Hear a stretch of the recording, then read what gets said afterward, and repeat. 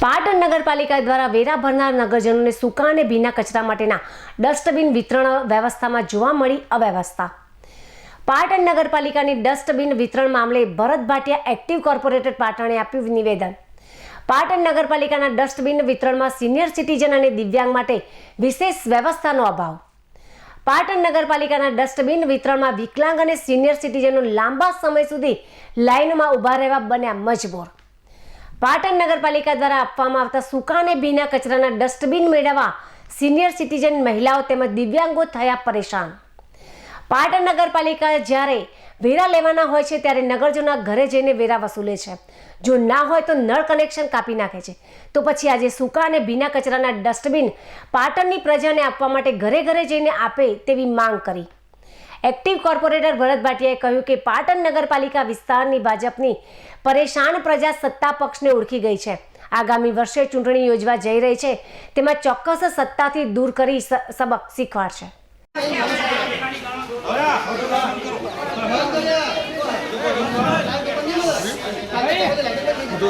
આ ટોકન આલે 9 થી 6 ગમે તમે લેવા આવશો, ગમે ત્યારે આવશો બોનું કાઢી સિક્કો મારવા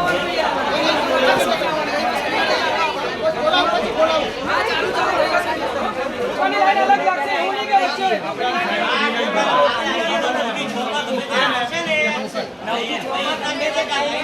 ખોટી કરીને ધંધો ખોટીની કરીને ઊભા રહ્યા, હજી નંબર નહીં લાગે આવવાના ઊભા છે ને વચ્ચે વસ્તી ઘૂસી જાય ને ઊભા તો કરે એટલે આ કંટાળીને ઘેર આવા ભેગા થયા। કાલ પરમના ડોલ લેવા આવીશું। હવે ઘરે ઘરે તો સારું આ હવાની ધંધો ખોટી કરીને આવો રિક્ષાનું 200 રૂપિયાનું 50 રૂપિયાની ડોલની સવારે આ ધંધો ખોટી કરીને રિક્ષાનો આપણે આવવાનું બે જતા ખોટી થવા તો વચ્ચે અમે પહેરી જાય અને ડોલ લેવા જાય બધા અને આપણે ખોટી થવાનું।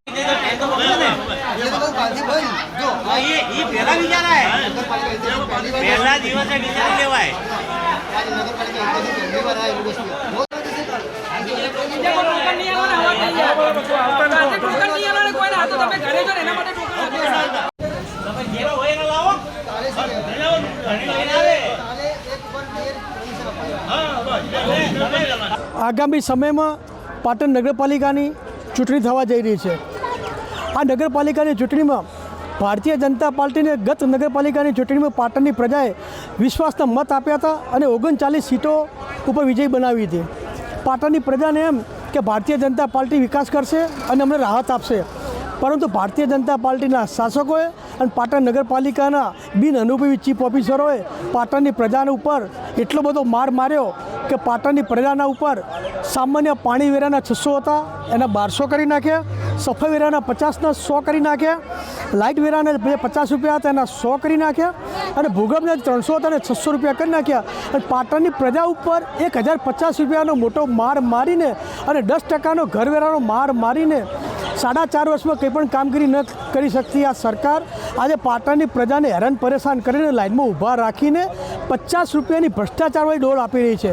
આજે સવારે જ્યારે ડોલનું વિતરણ થયું ત્યારે તૂટેલી ડોલો પણ હાથમાં આવી હતી, એટલે વિચાર કરો ડોલની મજબૂતાઈ કેટલી છે ને આ ડોલ કેટલા દિવસ ચાલશે।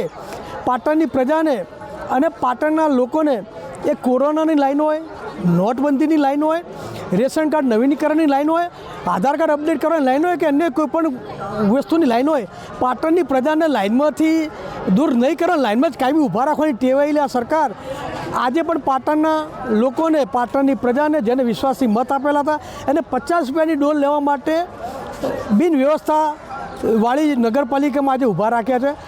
અહીંયા દુઃખની વાત એ છે કે કોઈ પણ પ્રજાજનો માટે પાણીની વ્યવસ્થા કરવામાં આવી નથી, પ્રજાજનો માટે કોઈ પણ પંખાની વ્યવસ્થા કરવામાં આવી નથી। પાટણના પ્રજાજનો માટે એ ઉંમરલાયક હોય જે સિનિયર સિટીઝન હોય એની માટે અલાયદી એક અલગ લાઈન હોવી જોઈએ એની પણ વ્યવસ્થા કરવામાં આવી નથી। મારી હાજરીમાં 2 અપંગ માણસો આવ્યા હતા, એ બીજા 3 વખત લાઈનમાં ઊભા રહેવા છતાં પણ એમને ધક્કો ખાઈને પાછું જવું પડ્યું હતું। એટલે અપંગ માણસો માટે પણ અલગ વ્યવસ્થા કરવાની જવાબદારી પાટણ નગરપાલિકાની હોવા છતાં પણ કોઈ પણ વ્યવસ્થા કરેલ નથી। આપના માધ્યમથી કહેવા માગું છું કે જો વેરા ઘેર ઘેર ઉઘરાવી શકતા હોય તો પાટણના નગરપાલિકાએ આ ડોલની વિતરણની વ્યવસ્થા ઘેર ઘેર કરવી પડે।